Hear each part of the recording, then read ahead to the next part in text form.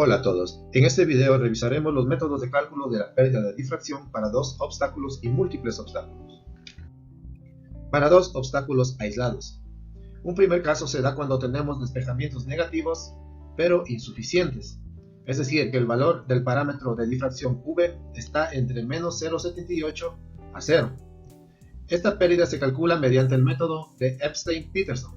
En este escenario, la pérdida total será la suma de las pérdidas individuales de cada obstáculo como si no existiera el otro. La pérdida entre T y R debido a O1 más la pérdida entre T y R debido a O2. Un segundo caso se da cuando tenemos despejamientos parejos y positivos con respecto al rayo TR. Para calcular la pérdida en este escenario debemos seguir los siguientes pasos. Hay que definir los despejamientos de los obstáculos con respecto al rayo TR. Si sus pérdidas de difracción individuales son similares y mayores a 15 decibeles, podemos aplicar este caso. Caso contrario, deberíamos aplicar otro método. Luego, en segundo lugar, debemos suponer que el receptor está en O2, donde el despejamiento H1' será con respecto al rayo TO2.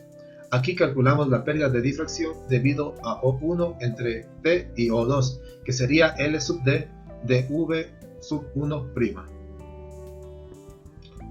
En tercer lugar, debemos suponer que el transmisor está en cambio ahora en O1, donde el despejamiento H2' será con respecto al rayo O1R, y calculamos la pérdida de difracción debido a O2 entre O1 y R, que será L sub D de V sub 2'. Luego calculamos la pérdida total L sub D, que será igual a la suma de las pérdidas anteriormente calculadas más un factor de corrección L sub C, donde L sub C se calcula con la fórmula que se ve en pantalla. Tengan en cuenta que las distancias A, B y C son las que se muestran en la gráfica y deben estar en metros o kilómetros.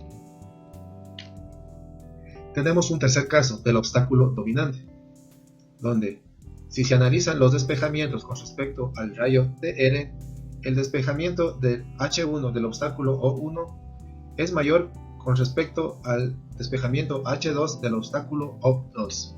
Por tanto, O1 vendría a ser el obstáculo dominante. En segundo lugar, para evaluar la pérdida por difracción, se calcula la pérdida debido al obstáculo dominante sin tomar en cuenta al otro obstáculo. Es decir, se calcula la pérdida respecto al obstáculo O1 y su despejamiento H1.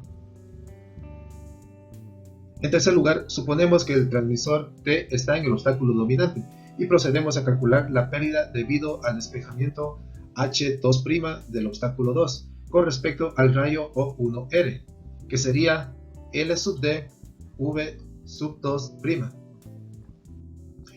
En cuarto lugar, se calcula la pérdida total sumando las dos pérdidas calculadas anteriormente y restándole un factor de corrección L sub C, que se calcula según la fórmula que se muestra en pantalla, donde P, Q y alfa se calculan mediante las fórmulas mostradas en pantalla.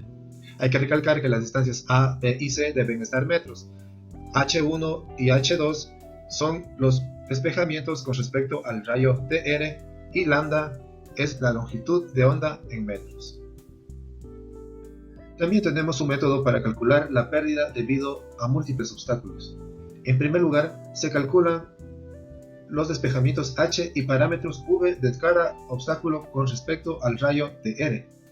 En segundo lugar, se determina al obstáculo dominante como el de mayor valor de V, que pasa a ser V sub P. Este obstáculo dominante divide el vano o trayecto en dos subvanos, conocidos como subvano de transmisión y subvano de recepción.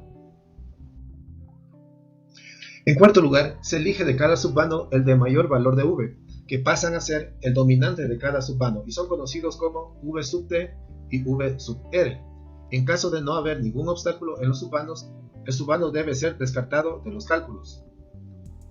Luego, en quinto lugar, se debe calcular la pérdida debido al obstáculo dominante V sub P con respecto al rayo TR, conocida como L sub D de V sub P.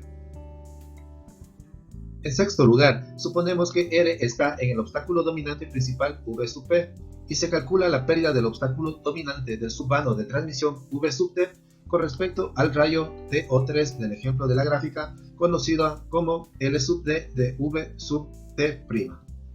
Luego, en séptimo lugar, suponemos que el transmisor T está en el obstáculo dominante principal V sub P y se calcula la pérdida del obstáculo dominante del subvano de recepción V sub R con respecto al rayo O3R del ejemplo de la gráfica, conocida como L sub D de V sub R'. En último lugar, calculamos la pérdida total usando las tres pérdidas calculadas anteriormente, usando la fórmula que se muestra en pantalla, donde T y C se calculan mediante las siguientes expresiones. Y esos son los principales métodos de cálculo por pérdida de difracción en los trayectos radioeléctricos. Muchas gracias.